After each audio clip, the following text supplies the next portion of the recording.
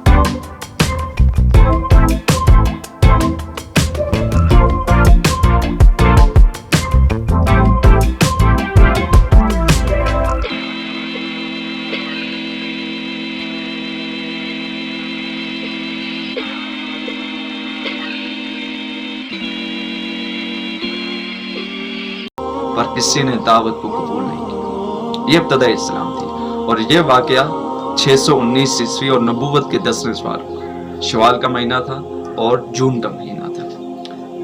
اللہ کے نبی صلی اللہ علیہ وسلم وہاں پر 10 دن قیام کیا پر کسی نے دعوت کو قبول نہیں کیا، بلکہ انہوں نے یہ کیا کہ اللہ کے نبی صلی اللہ علیہ وسلم کے ساتھ اوباش لڑکوں کو لگا دیا جو ان کو گالیاں دیتے، اذیتیں دیتے، تکلیف دیتے، پر اللہ کے نبی صلی اللہ علیہ وسلم ثابت کر دیا۔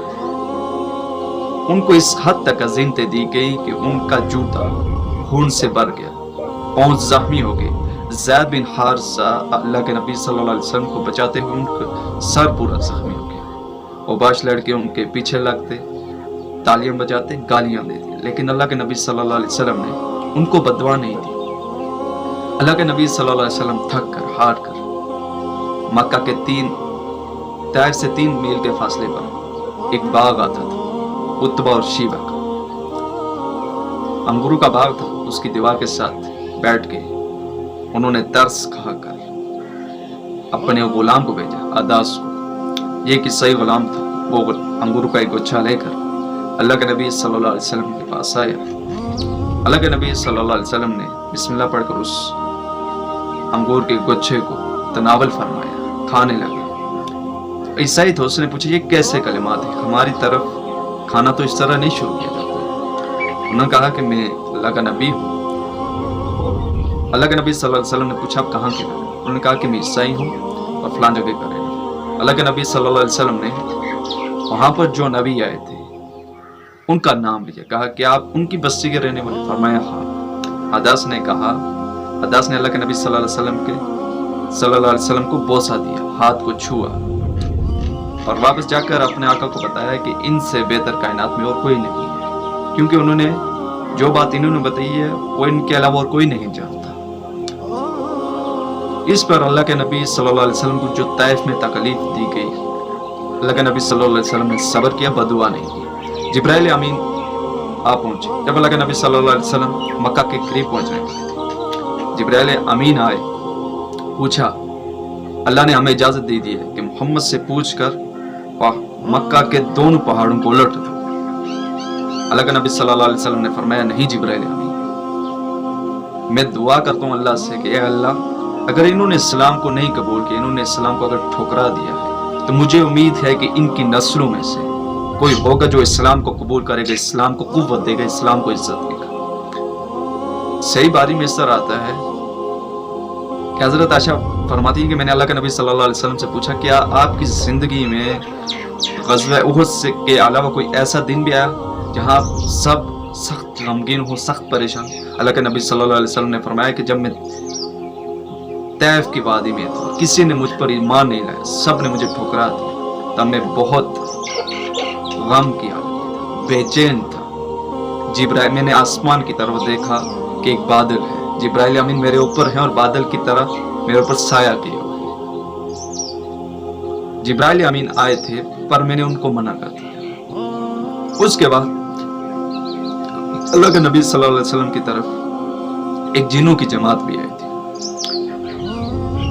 جس کا قرآن میں ذکر سورہ احقاف میں بھی آتا ہے اور سورہ جن میں بھی آتا ہے۔ جب اللہ کے نبی صلی اللہ علیہ وسلم مکہ کی طرف پہنچنے لگے تو درمیان میں ایک وادی میں رہے تھے، چند وادی نخلا میں، وادی نخلا میں رہے۔ وہاں سے انہوں نے مکہ میں امان طلب کرنے کے لیے، پناہ طلب کرنے کے لیے احنس بن شریک کو حکم بھیجا۔ وہ آپ صلی اللہ علیہ وسلم کا مخالف تھا اور اس نے رد کر دیا کہ میں آپ کو پناہ نہیں دے سکتا کیونکہ میں آپ کا مخالف ہوں۔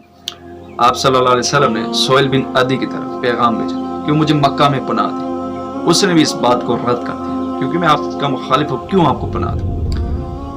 اللہ کے نبی صلی اللہ علیہ وسلم نے تیسرے شخص کی طرف پناہ کے لیے پیغام بھیجا، موتم بن عدی۔